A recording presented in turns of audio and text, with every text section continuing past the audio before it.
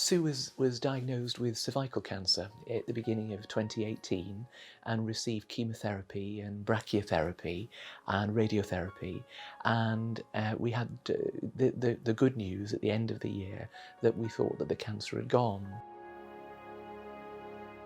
And then things changed, and suddenly the conversation turned to something very different. It wasn't a question of curing, it was a case of palliative care. And I remember Sue, when that was first put to her, she was very frightened because the word hospice felt for her the death sentence now. And two things happened when we arrived at St Giles. A nurse said to Sue, when she expressed these fears, said, "This hospice isn't about death, it's about life."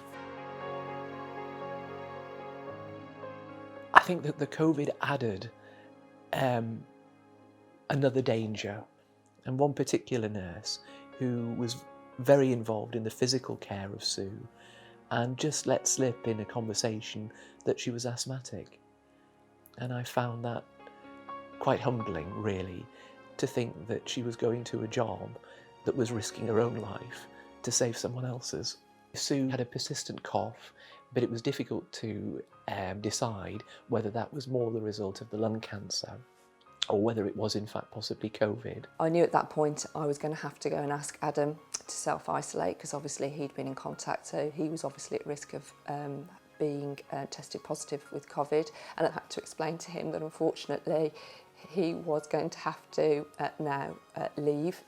Obviously we would give him some time with Sue to say his goodbyes, and I made the decision that going in full PPE was just going to make this conversation even worse. And I knelt at the side of Sue's bed and held her hands. And said, "I'll keep you safe, I'll keep you safe."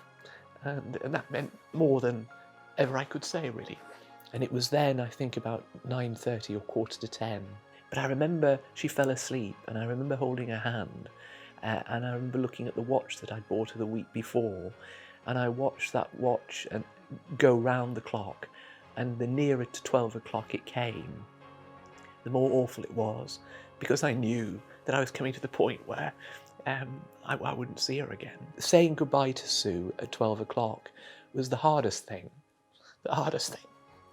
Sue was going to face death without him, but we made sure we were 100% with her, and she was never ever on her own. And that's the promise I made to Adam, and that's the promise we kept as a team.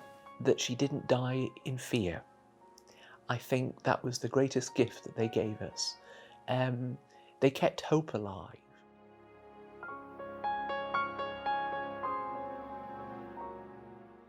St Giles has never needed your help more than it needs it today.